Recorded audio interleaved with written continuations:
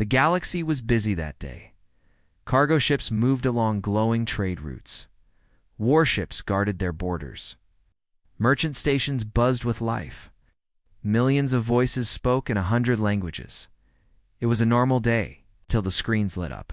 It began as a flicker. Communication hubs across the galaxy froze mid-message. Pilots cursed at their consoles. Traders thought it was a technical glitch. But then the signal came clear, sharp, and uninvited. Every screen, every hologram. Every projection showed the same image. A human, he was old, with silver hair and tired eyes. His face was calm, but his voice carried something heavier than anger, something colder. "This is Earth," the man said.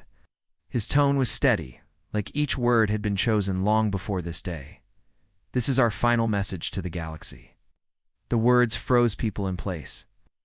In the massive chamber of the Galactic Council, alien diplomats turned to look at one another. In the mining colonies near the Vega Belt, workers stopped their drills. Even pirates drifting in the lawless outer rim leaned closer to hear, the man continued. "Once, we believed in peace. Once we chose to step away from war. We gave our trust, gave our word, and for decades, we kept it." His voice deepened. "But peace is not what you chose." A wave of unease spread through the galaxy. Alien leaders exchanged hurried messages. What did he mean? On the screen, the man's eyes narrowed. "For years you have tested us. You have armed yourselves in secret. You have moved fleets near our borders. You have plotted against us. We saw everything." The chamber of the council grew tense. The ambassador of the Jur clutched his ceremonial staff tighter. The Verax speaker's tail curled around his chair. They had always wondered if humans were watching, but hearing it confirmed made the air feel heavier. The man leaned forward slightly. "Make no mistake, we did not stay silent because we were weak. We stayed silent because we were preparing." Somewhere in the outer systems, a Calorie patrol ship reported a massive shadow passing near their orbit. Their transmission cut out seconds later. The man's voice never changed. "You'll not hear from us again until the day we decide the future of this galaxy. That day is close." Then, without warning, the image vanished. The screens returned. Too normal, the galaxy's usual noise resumed, yet nothing felt the same. For a long moment, the council chamber was quiet. No one wanted to speak first. It was the Tauran delegate who broke the silence. "They mean war," he hissed. "Why else speak like this?" The Serati Prime shook her head. "Or they mean to frighten us into surrender before a shot is fired." From the back of the chamber, the oldest member of the council spoke, a Krillin elder whose species had lived through 3 interstellar wars. His voice trembled. "You do not understand humans," he said. "When they speak like this, it is already too late." The following days, rumors spread like wildfire. Some claimed Earth was building a fleet larger than any in history. Others whispered about weapons so powerful they could shatter planets. A few said humans had formed secret alliances with old enemies of the Council. The truth was, no one knew for sure. Spy drones sent into human space returned with strange readings. Massive energy spikes, unusual gravity distortions, and entire star systems where no ship came back alive. The Galactic News Network ran endless debates. Analysts replayed the old man's words frame by frame, trying to find hidden meaning. Military strategists argued about whether to attack now or wait. And yet, through all the talk, the humans said nothing more. Their channels were silent. Their ambassadors disappeared. Even trade shipments from Earth stopped without explanation. In the small agricultural world of Theranine, a farmer named Callie sat outside his home and looked up at the stars. He had lived through the last human war. He remembered the night sky lighting up with burning ships. He remembered how quickly humans ended it. He shook his head slowly. "They warned us before," he whispered to himself, and nobody listened. Later, deep in the uncharted dark beyond human territory, a lone exploration vessel caught sight of something unusual. At first, the crew thought it was a moon drifting through space. But then the moon moved. It was not rock. It was metal, and painted across its surface, in giant white letters, was a single word. Earth.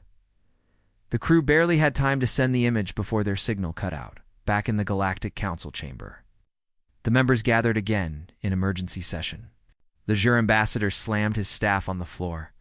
We cannot wait. If they are preparing for war, we must strike first. The Serati Prime shook her head again. Don't strike first against humans. You pray they still want peace. Yeah. Krillin Elder closed his eyes. Pray and prepare to kneel. Outside, in the cold emptiness between stars, something vast and silent moved closer to the heart of the galaxy. Earth had spoken for the last time. The Kaleri patrol ship Silverwing was on its normal route when the stars disappeared. At first, the crew thought it was a sensor failure. The forward display went black, and navigation alarms began to scream. Captain Soren ordered a systems check, but before the engineers could answer, the ship's lights flickered and dimmed. Then they saw it. Through the forward viewport, something massive moved between them and the distant sun. It was too large to be a ship, but too fast to be a moon. Its surface was dark, swallowing light. No running lights, no heat signatures, no markings, except as the shadow turned. A faint glint of white symbols. No one recognized the language, but the first officer whispered, "It's human." Before Captain Soren could respond, the shadow tilted, and a series of red lights flashed along its side like an eye-opening. Then, without sound or warning, the Silverwing systems went completely dead. The crew floated in cold silence. The last thing they saw was the shadow passing over them, and then nothing. Their distress signal never reached anyone across the galaxy. Strange reports began to appear. A cargo hauler near the Darren Belt vanished mid-transmission. A mining station in Sector 4 saw a moving eclipse before losing all contact. Long-range scanners picked up massive gravitational disturbances in regions where no planets existed. The Galactic Council called these stories exaggerations, but deep inside their private channels, the panic was real. In the war room of the Verax Dominion, Admiral Rack slammed his clawed hand onto the table. These sightings match no known vessel. Whoever owns these ships can move without detection and shut down power instantly. This is an invasion fleet. The Serati Prime's image flickered on a holoscreen, or a threat to frighten us. Perhaps they are not real.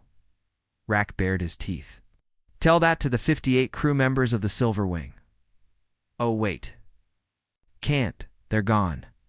Meanwhile, far from the Council's debates, rumors whispered of hidden human colonies worlds never registered with the Galactic database. Self-sufficient, invisible to scanners. Merchant captains claimed to have traded with them in secret. They spoke of vast orbital docks surrounding dead stars, where fleets were being built without anyone's knowledge. No proof existed. But the galaxy had learned to fear human secrets. On the quiet agricultural moon of Fellerin 6, a young mechanic named Eresis worked at the local spaceport. He had repaired many alien ships in his life, but when a battered freighter limped into the dock, he saw something he would never forget. The freighter's hull was scorched, its cums antenna melted. The pilot refused to say where he had been, but while repairing the engine, Eresis found something lodged inside a small piece of black metal, smooth as glass, with 3 white letters printed across it, HMS. When Eresis asked about it, the pilot simply said, "Don't keep it. Throw it into the sun if you can." Then he left without another word. Weeks later, the sightings grew bolder. Entire fleets of these shadows were seen crossing trade lanes, passing so close that merchant crews could see the seams of their massive hulls. But none fired a shot. None answered hails. They moved with silent purpose, ignoring all who saw them. The galaxy began to understand the shadows were not here for trade or talks. They were positioning themselves in the capital. World's Grand Council chamber, the Krillin Elder, addressed the assembly. You think these sightings are random? They are not. They're marking the stars that matter, our supply hubs, our shipyards, our fuel stations. When they finish, we will be surrounded. The Jur ambassador banged his staff. Then we must strike before they are ready. The Serati Prime turned to him. And if they already are? Silence followed. That night, in the cold darkness of the Juran expanse, A convoy of 7 armed destroyers attempted to intercept one of the shadows. Their scanners detected it at immense, still waiting. The fleet moved in, weapons armed. At 300,000 kilometers, the shadow remained motionless. At 200,000, still nothing. At 100,000, every destroyer's systems went offline at once. Lights out. Engines dead. Then, a single human voice spoke across all there comes at once. Go home. The shadow vanished into the black dot by morning. The convoy limped back into port, towed by recovery ships. Every data log, every sensor reading, had been erased. But the crews remembered the voice in the council chamber. The Krillin elder spoke again. They are not coming to fight us, not yet. They are here to remind us. They are watching. No one argued, far beyond the reach of any council patrol. In a silent region of space where no stars shone, the shadows gathered, hundreds of them. Each one bore the same 3 white letters, and at their center, larger than any of them, was a shape the size of a small moon. On its side was written, in full, what those letters meant. Human military ship judgment. It was only a matter of time before the galaxy saw it move. The Kalari ambassador could not sleep. Even in the safety of the galactic capital, her mind returned to one moment, a memory from decades ago, when she had watched humans fight for the first and last time. She remembered their ships moving like blades in the dark, cutting through fleets in minutes. She remembered the silence afterward. No cheering, no celebration. Only the cold efficiency of a predator that did not need to roar.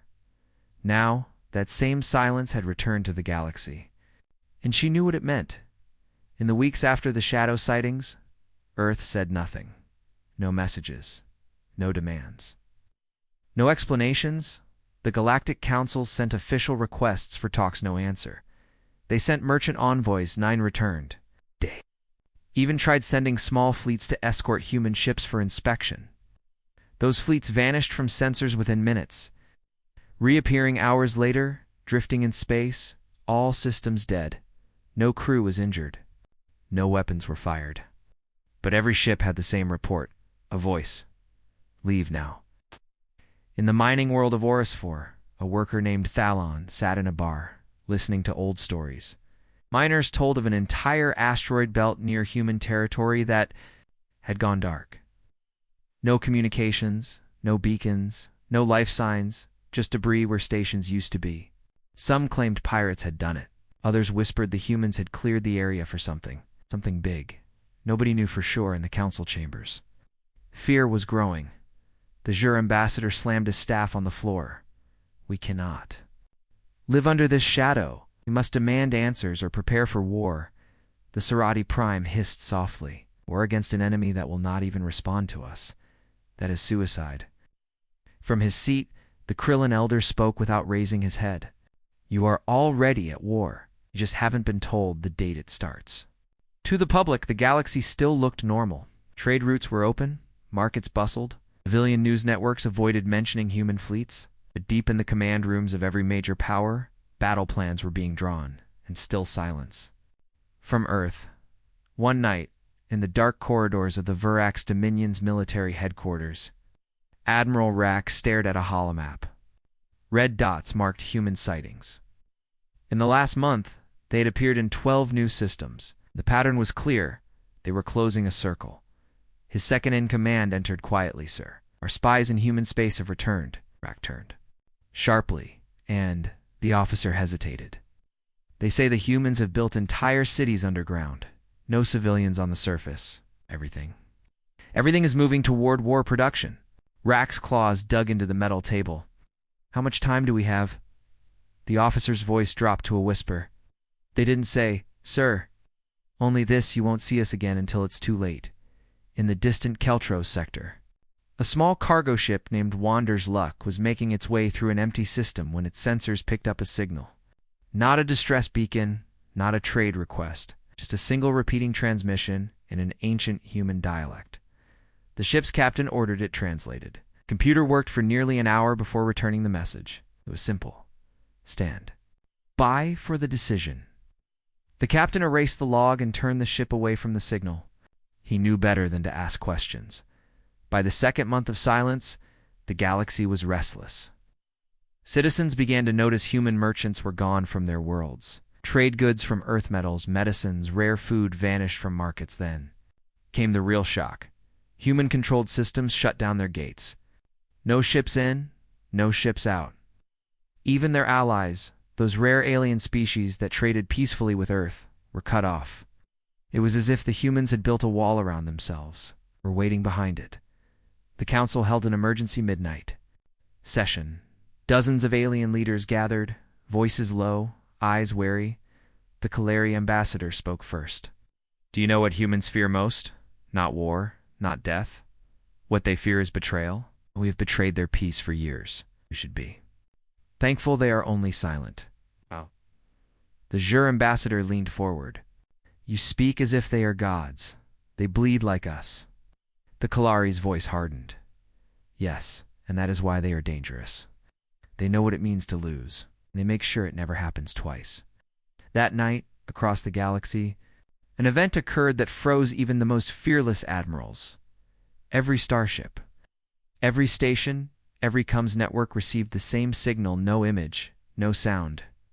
Just a countdown. It began at 300 hours. No one knew what it meant. No one dared ask.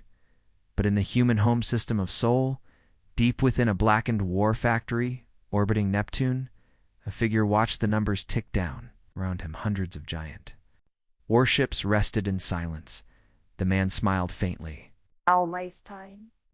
It began without warning, in the heart of the galactic trade lanes. Merchants, patrols, and passenger liners went about their business until the light faded at first. Crews thought a solar flare had dimmed the nearby star.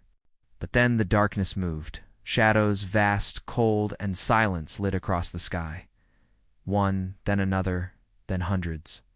They were so large they blocked out entire constellations. Some ships lost all power instantly.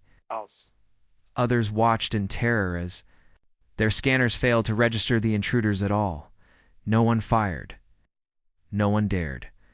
On the luxury liner Golden Horizon, passengers pressed against the windows, staring in disbelief. A boy pointed at a shape larger than a small moon. Is that a planet? He asked. His mother shook her head slowly.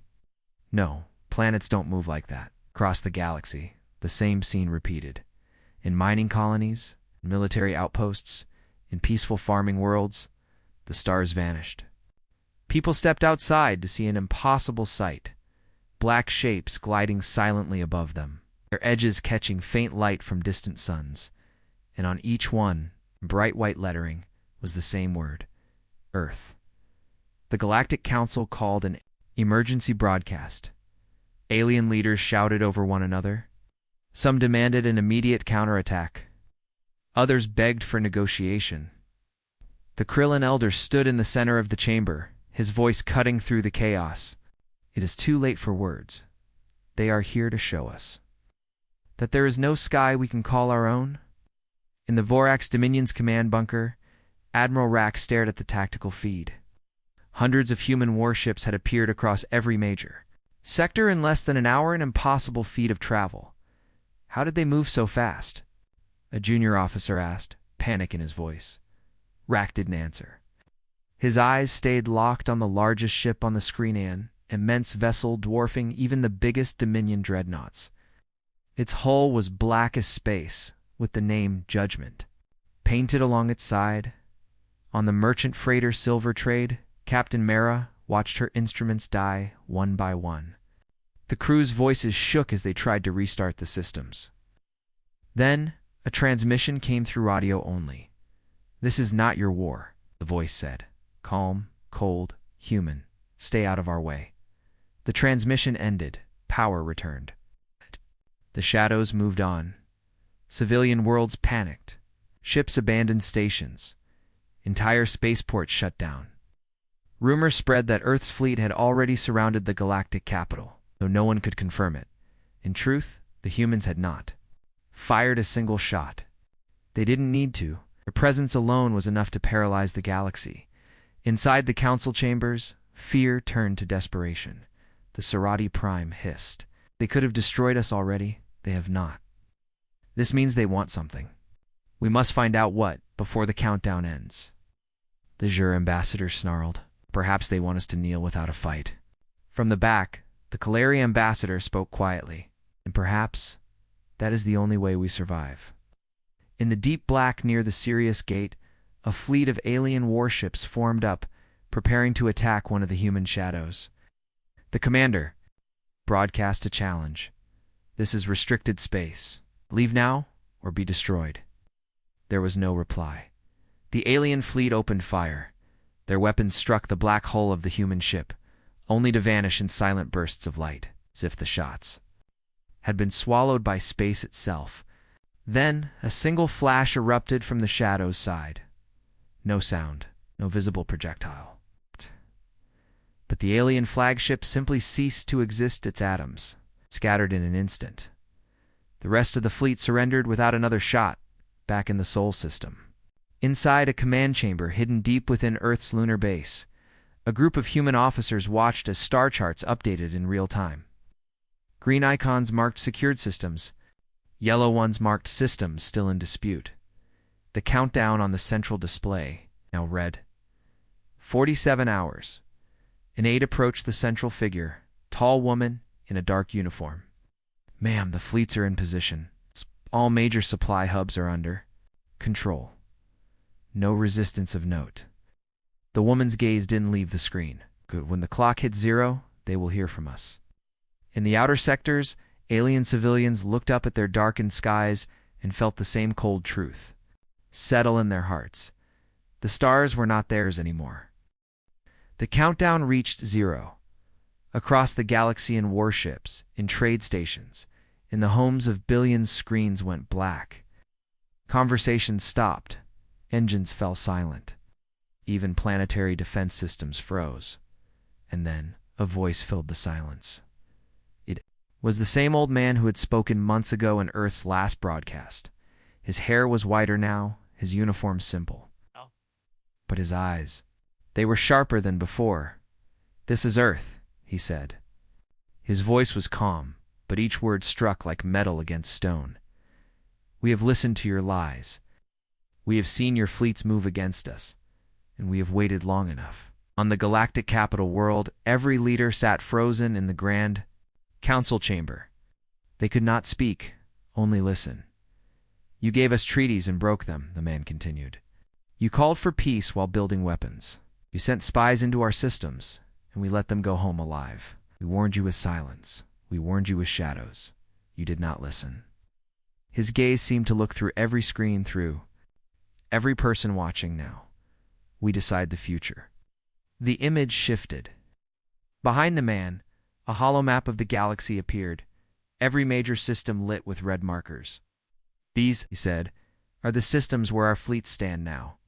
We have taken your gates, your fuel depots, your shipyards.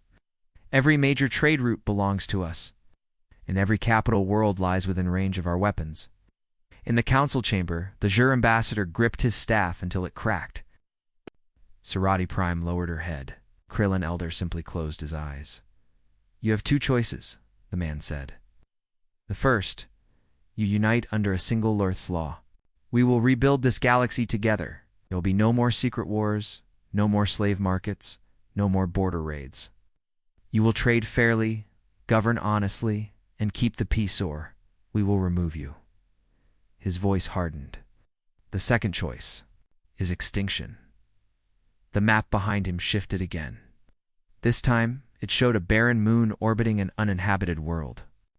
A human warship fired a single burst of light, and the moon shattered into dust. "You have seen what we can do," he said. "You know we can do more." In the council chamber, whispers filled the air. Some leaders muttered about surrender, others about resistance. But none dared speak loudly. Then the Kolari ambassador stood. "If we refuse," she asked. The man's expression did not change. "If you refuse, your world will not see another sunrise." On civilian worlds, the reaction was mixed. Many feared Earth's power, but welcomed its promise of peace. Merchants dreamed of stable trade routes. Farmers dreamed of harvests without raids. But others, especially the proud warrior species, saw only humiliation in kneeling to humans. Yet, all knew one truth: they could not win. In the Verax Dominion's War Council, Admiral Rack's officers looked to him for orders. For years he had sworn never to bow to humanity. But as he stared at the shattered remains of the moon on the holoscreen, his voice broke. "Send word to Earth," he said quietly. "We accept." One by one, the great powers of the galaxy sent their messages. Some were formal, some defiant, but all carried the same decision: compliance. The final message came from the Galactic Health Council itself. "We accept Earth's terms. We will stand under your law." The old man on the screen nodded once. "Then it begins today. You will keep the peace. We will finish what we started. Remember, this galaxy is no longer ruled by fear. It is ruled by choice. And you made yours." The transmission ended. For hours after, the galaxy was quiet. No battles. No disputes. The shadows in the sky drifted away. But everyone knew they could return in a heartbeat. On a small observation deck aboard the Judgment, the old man stood alone, watching the stars. A younger officer approached. "Sir, was this the only way?" Oh. Man's eyes stayed on the galaxy beyond. "No," he said softly. "But it's the only way they would understand." Far below, on countless worlds, people stepped out of their homes and looked up at the night sky. The stars shone brightly again. They no longer felt the same. They knew deep down that every light in the sky now belonged to Earth. And somewhere, in the black, unseen but never far, the shadows waited, silent guardians, or silent conquerors, till the day Earth spoke again.